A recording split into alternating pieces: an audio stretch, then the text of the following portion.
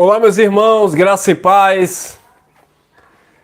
Graça e paz, graça eterna, abençoados. Desculpem o horário, atrasou hoje, hein? Atrasou. Infelizmente não deu para estar com vocês aqui às 19 horas. Tive alguns compromissos aí, mas enfim, passando aqui só para deixar uma reflexão. Que vocês tenham aí uma ótima noite, um excelente final de semana aí para todos, tá bom? Eu quero falar sobre esse tema aqui, abençoados. A necessidade de um bode expiatório. O religioso precisa de um bode expiatório. É necessário um bode expiatório para a mente de um religioso. Se não tiver um bode expiatório, o que é um bode expiatório, irmão Elcio? Um alvo, alguém, alguma coisa para transmitir a culpa, para culpar, para usar de bode expiatório, ou seja, aquele que vai expiar. No Antigo Pacto tinha o envio, né, do bode expiatório ali para o deserto, para levar o pecado, né, do povo, por assim dizer. Então, a religião em si treina as pessoas a sempre procurar um bode expiatório para lançar suas culpas. Infelizmente, isso é uma tradição, né? Está na mente daquele que é um religioso. Desde já, gratidão aí. Obrigado vocês aí nos comentários. Deixa teu like aí e compartilha aí essa mensagem, tá bom? Serei breve hoje. É que não deu para entrar às 19 horas, então vou falar um pouquinho aqui sobre esse assunto. E amanhã, permitindo o Papai do Céu, a gente volta com mais calma para trazer um conteúdo mais informativo, mais completo, tá bom? Então, abençoados, eu estava agora em viagem, né? Em passeio aqui, e recebi uma mensagem no WhatsApp e tive que responder um irmão por causa de uma indagação de um outro irmão do sistema, tendo a necessidade de reconhecer um pseudo-ser espiritual chamado diabo, pois o mesmo é que traz o mal para a humanidade, segundo a visão desse irmão. Então, esse irmão disse que o diabo ele possuiu Judas para trair Jesus, ele possuiu Pedro, né, para negar Jesus, e naquela situação ali que Pedro se opôs a Cristo, e Cristo disse: para trás de mim, Satanás. Ele disse que Satanás ali tinha entrado em Pedro, olha. Então ele disse que Satanás era um ser espiritual que tentava Jó, porque ninguém poderia rodear a terra se não fosse um ser espiritual. Então o ser espiritual estava de fato rodando a terra. Ué, mas primeiro, se era um ser espiritual, como é que um espírito fica rodando a terra, sendo que supostamente esse espírito, ele não tinha os atributos de Deus, de ser onipresente, onisciente e onipotente. Se aquele ser espiritual estava rodeando a terra, no contexto de Jó, então significa que todo o mal que havia na terra era causado por esse pseudo ser espiritual. Mas a minha pergunta é, se acontece, um exemplo, na visão desse irmão aí que sempre procura um bode expiatório e a maioria do sistema religioso. Se o ser espiritual chamado diabo usa alguém no meu bairro, aqui na minha rua, para fazer mal a alguém, como é que tem alguém em São Paulo, na capital, fazendo mal exatamente esse mesmo horário e a pessoa lá, o religioso lá, também está dizendo que é o diabo?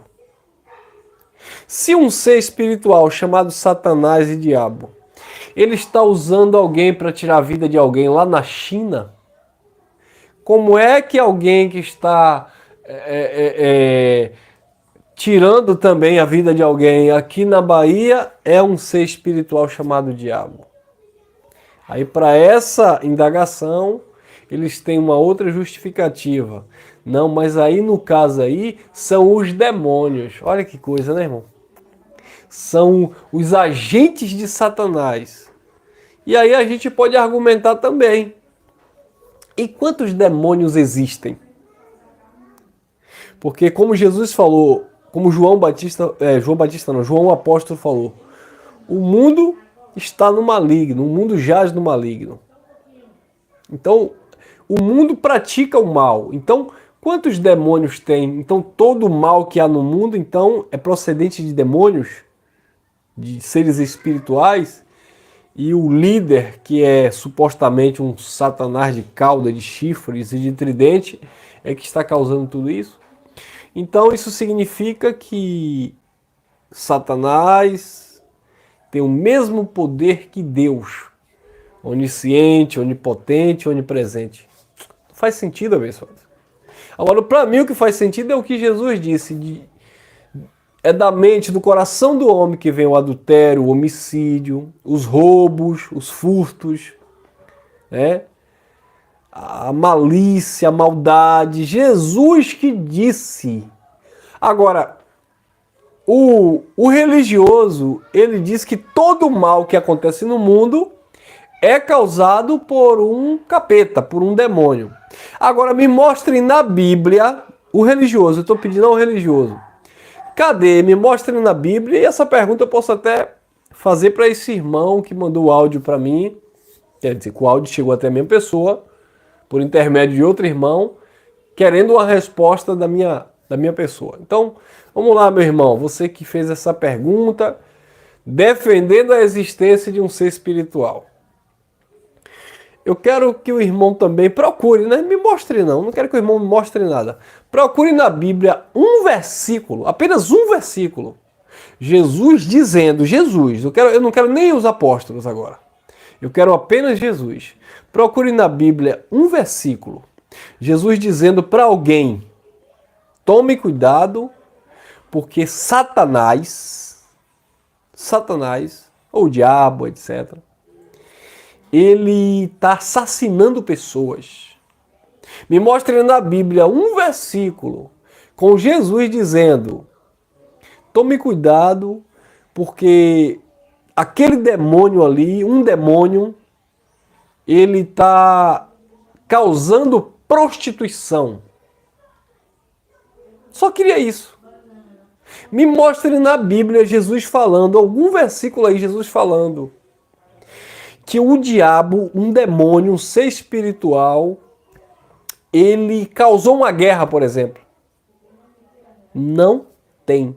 Agora eu te mostro vários textos na Bíblia do próprio Jesus dizendo que é o homem. Jesus falando dos fariseus, Jesus falando dos homens perversos, Jesus falando da malícia do coração do homem, Jesus falando da maldade do homem. Nada atribui seres espirituais, Jesus nunca falou isso. Agora, a religiosidade que colocou na mente das pessoas que é um ser espiritual, criado por Roma, criado pelo Império Romano, coligado com os falsos cristãos, com os corruptos da fé, que criou esse mito na mente das pessoas.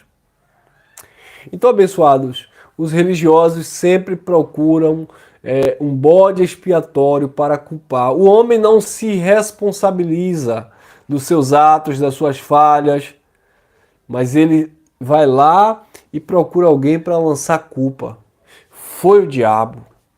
Na religiosidade, o engraçado é que no mundão, como eles dizem, no mundo, fora das quatro paredes da religião, se a mulher traiu o marido e a mulher vão se tratar lá, um com o outro lá, vão se resolver.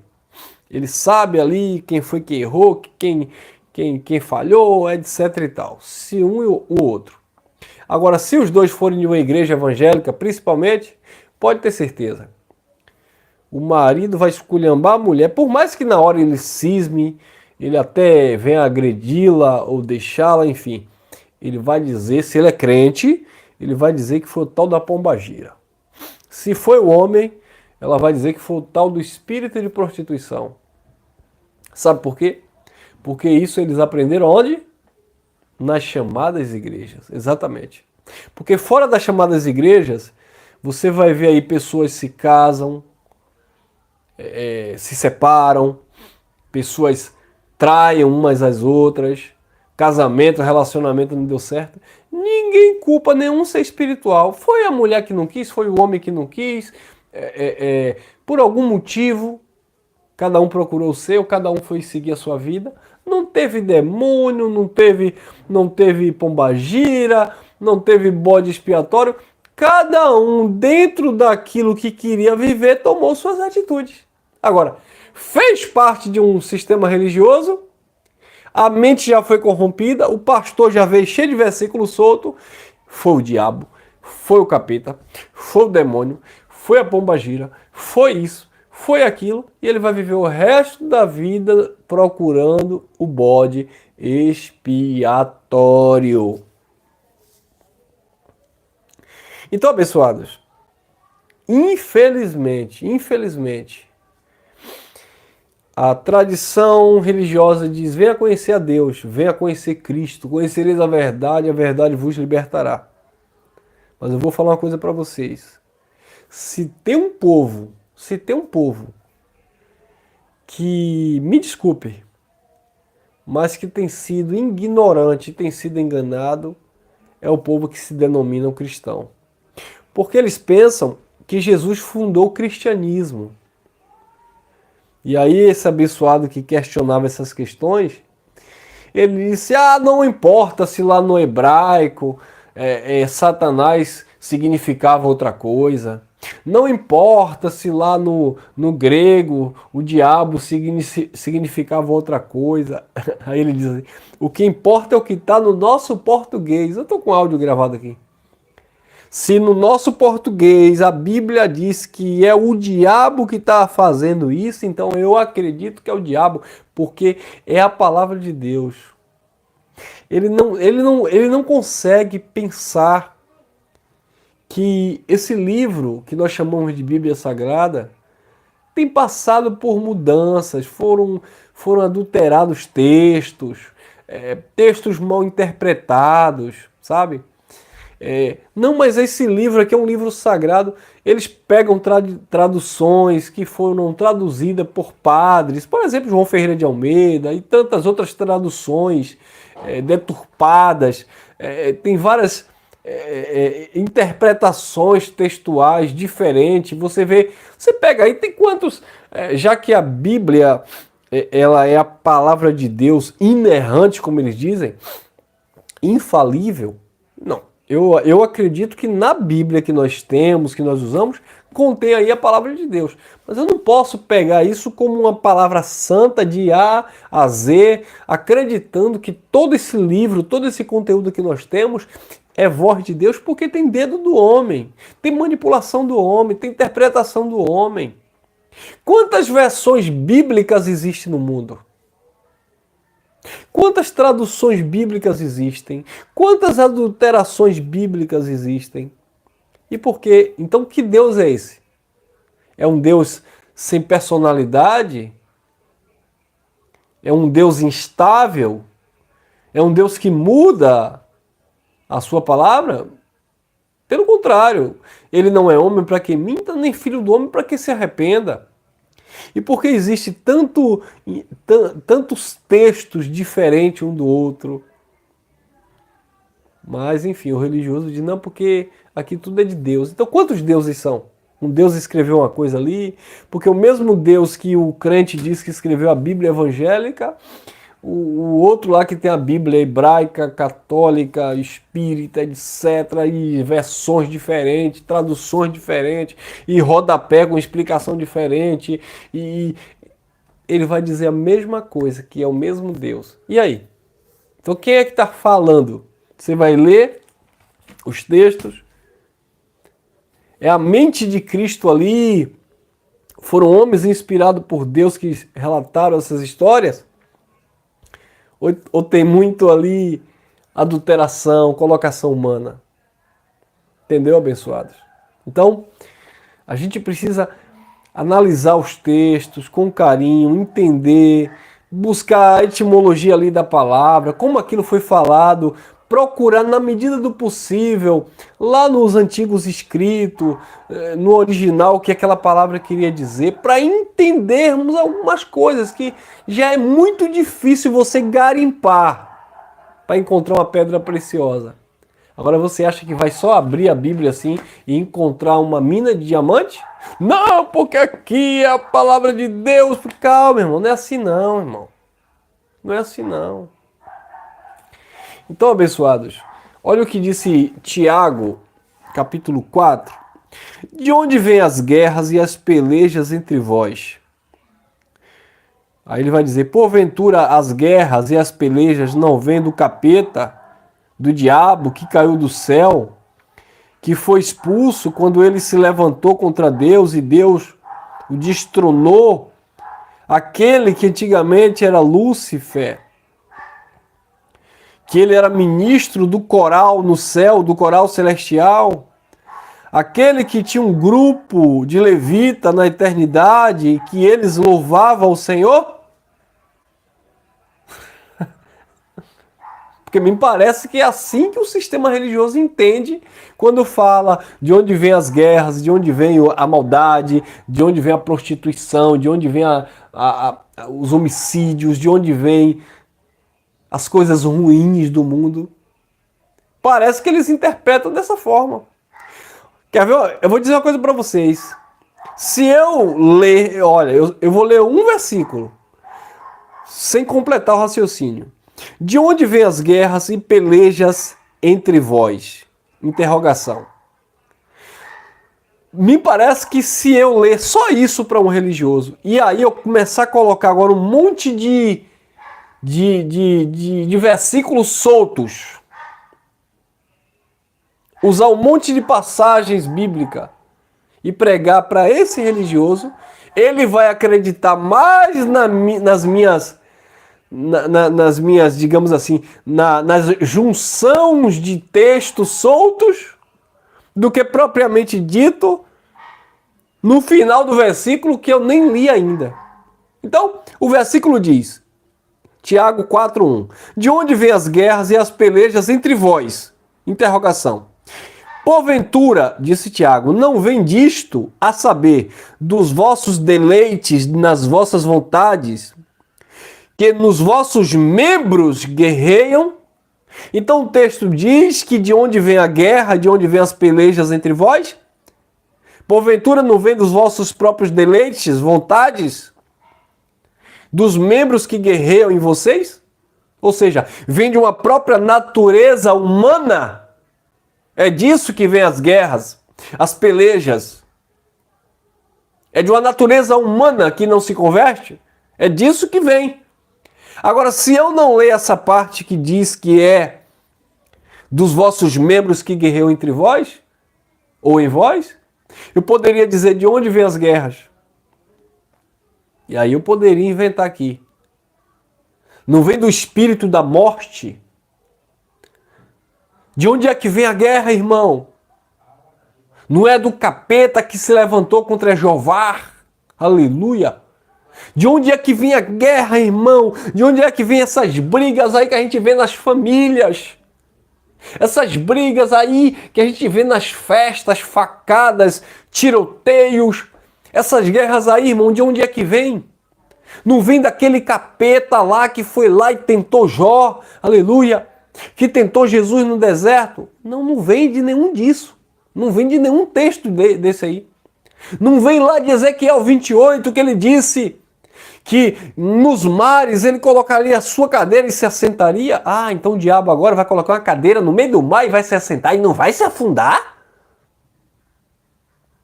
Ué, mas se o diabo é um espírito, que diabos o diabo iria fazer no meio do mar e colocar uma cadeira e se assentar? Que conversa é essa? É o que está lá em Ezequiel 28.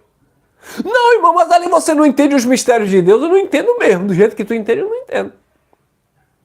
Porque no mesmo contexto, o próprio Deus diz, e tu dizes no coração, eu sou Deus. Aí Deus diz no próprio contexto, tu és um homem, não passa de um homem. Tu não és Deus, ainda que digas, eu sou Deus.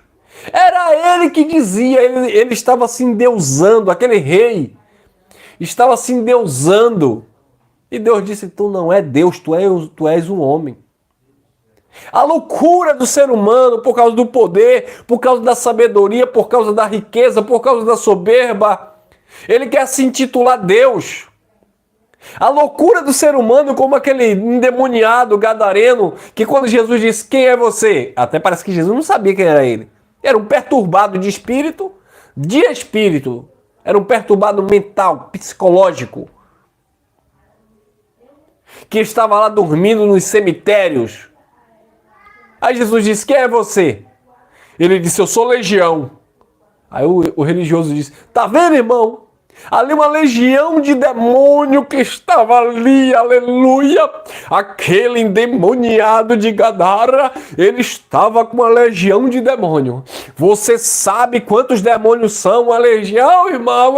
Aí o irmão grita, não, pastor, eu não sei. Ele diz, uma legião de demônio é mais de 6.000 demônios. Não, irmão, uma legião era 6.000 soldados romanos. E outra coisa, e que Jesus é esse que não conhecia se fosse uma legião de demônios naquele homem? Que tinha que perguntar? Jesus é entrevistador de demônio igual esses pastores por aí, é? Quem é você? Fala quem tá aí. É desse versículo solto que saiu esses entrevistadores de demônio, viu? Você sabia disso? É desse versículo solto que saiu esses entrevistadores de demônio. E é uma contradição terrível. Porque ele diz assim, não, porque Jesus... Jesus não sabia, né? Aí Jesus perguntou, quem é você? Aí o endemoniado disse, legião. É porque aquele homem ele sofria problemas psíquicos. Aquele homem se enxergava, se via naquela religião que passava lá em Gadara, ó, naquela legião de soldados romanos que passava lá, ó. E quando Jesus perguntou, para que ele de fato confessasse e houvesse ali um testemunho público, para que as pessoas tivesse noção do que estava acontecendo na mente daquele homem, ele disse, eu sou legião. Não, irmão, não era demônio não, irmão. Ah, mas Jesus expulsou aquela legião e foi aquela legião para os porcos. E os porcos se precipitaram. Ali tem toda uma questão cultural daquela localidade, onde os porcos ali eram animais sacrificados também a ídolos, demônios. E Jesus expulsa aquele mal, aquela perturbação que havia ali naquele homem. E aquele mal vai para os porcos e os porcos loucamente se precipitam e, enfim, e morre lá.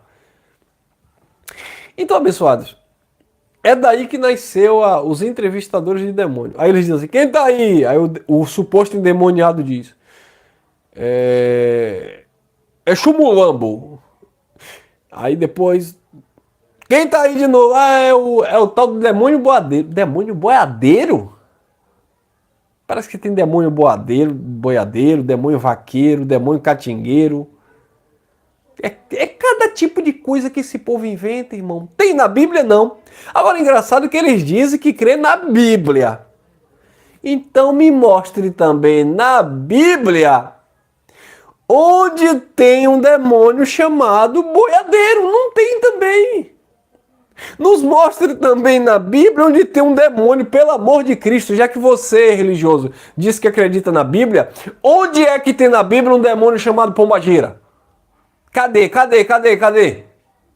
Se você me mostrar na Bíblia aqui, coloca o versículo aí, tem sim, irmão, um demônio chamado preto velho na Bíblia, me mostre.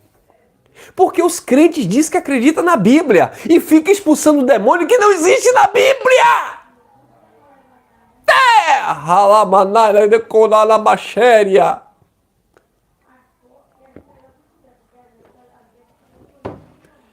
Vocês não acreditam no que vocês leem, porque se vocês acreditassem, vocês viam lá João dizendo aí, ó, eis o Cordeiro de Deus que tira o pecado do mundo.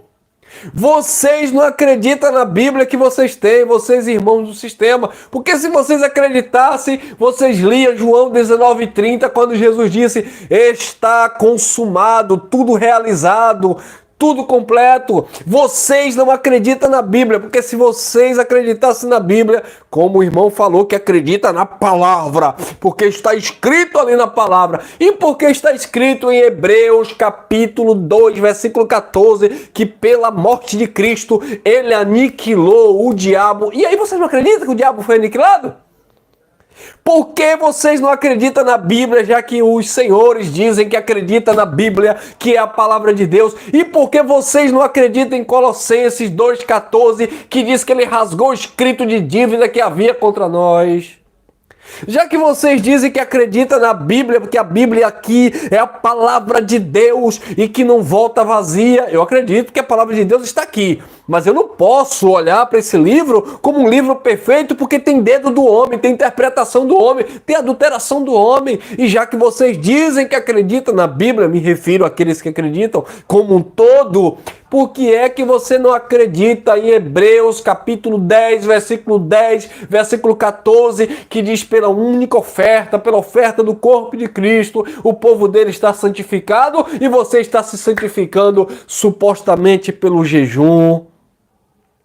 Como é que vocês dizem que acreditam na Bíblia? Vocês acreditam na Bíblia? Não, porque está escrito, eu acredito. E por que está escrito em Romanos capítulo 8, versículo 1, que não há condenação para quem está em Cristo Jesus? E vocês vivem fazendo campanha de quebra de maldição, de condenação, disso e aquilo, já que está escrito que não há condenação para a sua vida. Hebreus capítulo 9, versículo 26. Porque senão seria necessário, de novo, mas desde a fundação do mundo ele se manifestou para que pela sua morte ele aniquilasse o pecado. E aí, irmãos? Então eles não acreditam na Bíblia. Vocês acreditam naquilo que a religião embutiu na mente de vocês. Se vocês acreditassem na Bíblia, vocês liam lá sobre o dízimo e entenderiam que o dízimo não é dinheiro e era para ser entregue aos sacerdotes da tribo de Levi. Não me venha para cá dizer que não, é porque nós, os pastores, hoje, nós é que somos os sacerdotes. Não existe mais sacerdote. O último sacerdote, o perfeito, foi Cristo, sacerdote segundo a ordem de Melquisedeque, que ofereceu o perfeito sacrifício, ele mesmo, para sempre. Se vocês acreditassem na Bíblia, acreditariam em Malaquias 4,4, que a lei foi dada por Deus a Moisés para saber todo Israel, estatutos e juízos. E agora? Então, meus irmãos amados da tradição religiosa, não me venha para cá pegar versículo solto acerca do diabo e dizer que você acredita em um ser espiritual chamado diabo, porque eu te mostro vários versículos bíblicos falado pelo próprio Jesus, pelos próprios apóstolos, que vocês não acreditam. Romanos 6,14, o pecado não terá domínio sobre vós, porque vocês não estão debaixo da lei, debaixo da graça, e vocês levam as pessoas para praticar obras da lei. Romanos 6,3, não sabeis que fostes batizados na morte de Jesus, e vocês levam as pessoas para serem batizados no batismo das águas. E agora? Então vocês não crêem. Atos dos Apóstolos, capítulo 1, versículo 5, Jesus disse: vocês foram batizados por João, por água, mas agora vocês serão, em breve tempo, batizados pelo Espírito. E agora? Então não me venha com essa, meus irmãos religiosos, que vocês acreditam na Bíblia. Vocês não acreditam na Bíblia. Vocês acreditam naquilo que o fundador da instituição de vocês colocaram na mente de vocês. Vocês acreditam naquilo que os falsos profetas, os pseudos apóstolos colocaram na vida de vocês, porque vocês precisam de um bode expiatório. E o pastor, como não é bobo nem nada, ele não quer mostrar que a responsabilidade é de cada um segundo a palavra de Deus, porque ele quer ter o domínio sobre você. E para ter o domínio sobre você, ele quer apresentar para você um Deus que pode tirar o teu pecado e um diabo que pode fazer você pecar. E ele, como pastor, ele se coloca como um mediador para ele mediar a situação espiritual sobre a sua vida, onde você se vê na dependência de um líder religioso, porque sem um líder religioso você não se achega a Deus e também você não se livra do pseudo diabo. Agora aqui, com a palavra da graça, o irmão Elcio pregando e aqueles que ministram o evangelho, você aprende a se achegar a Deus e entende que o diabo verdadeiro que te perturba é a tua própria natureza carnal quando você cede às suas paixões. Receba aí, vá.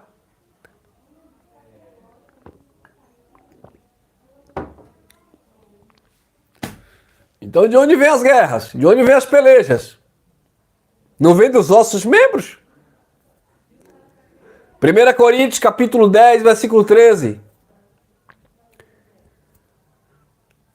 todo pecado é de gênero humano. Toda tentação é de gênero humano. Tiago também falou que Deus não tenta ninguém, Deus não pode ser tentado, mas o homem é tentado quando atraído pela sua própria cobiça. E ele cede, dá luz ao pecado, o pecado gera morte. Não é um ser espiritual que tenta. Ah, mas a tentação... Não, a tentação é humana. É humana, abençoados.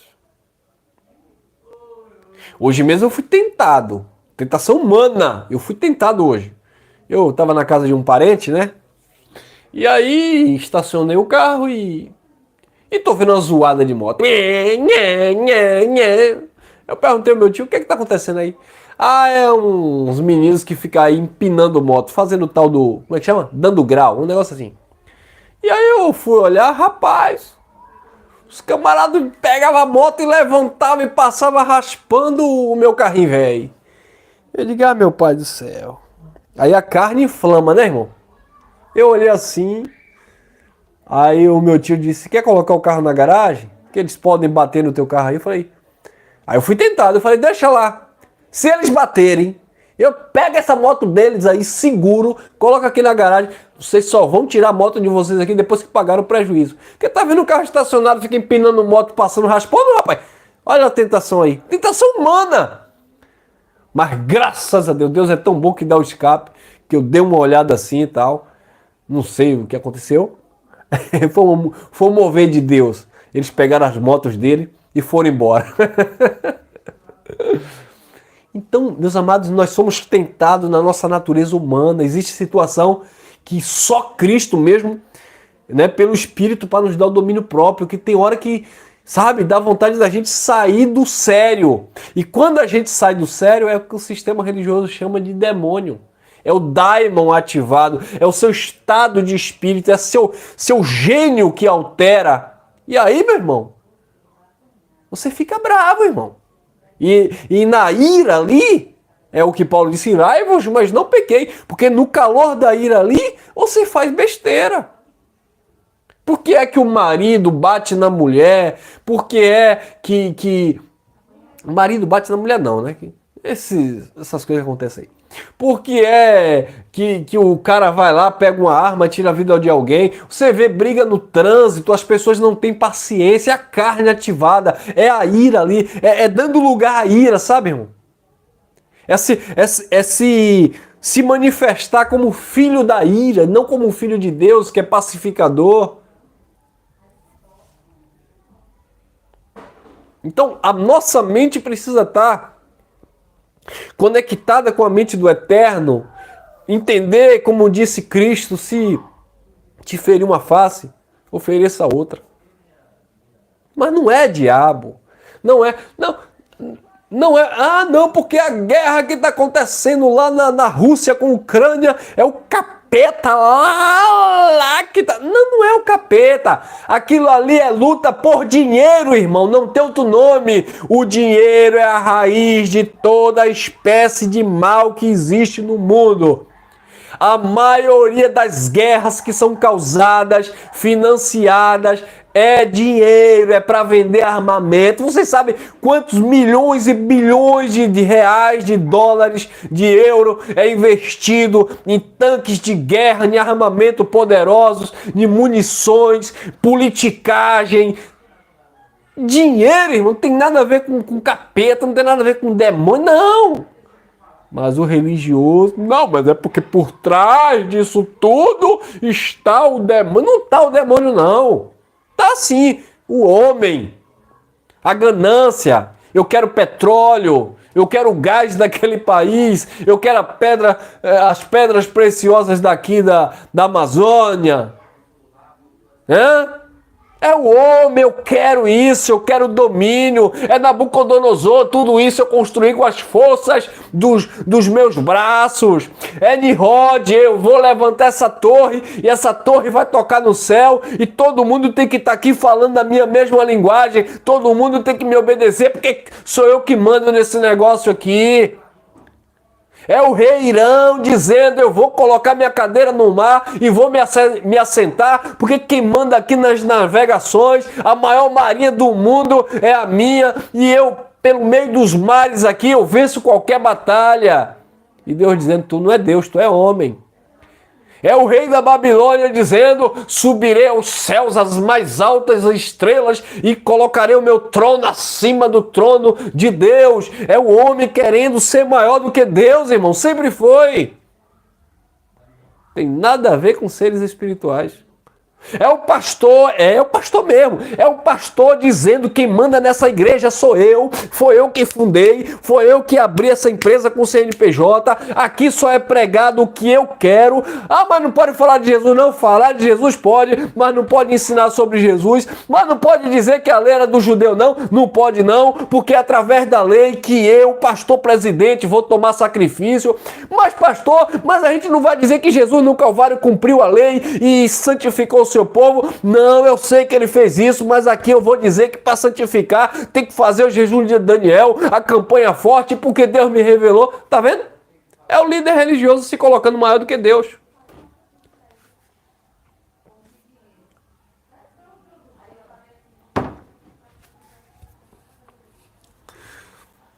É o bode expiatório. Eles não vivem sem. Agora nós, povo da graça de Deus, para encerrar aqui, Senhor, sou eu. Eu tenho uma consciência, eu tenho um raciocínio. Se eu falhei, fui eu. E não me vê pra cá os gracistas. Mas é porque Deus é soberano. Se eu fiz é porque Deus colocou no meu coração. Vai se converter, rapaz?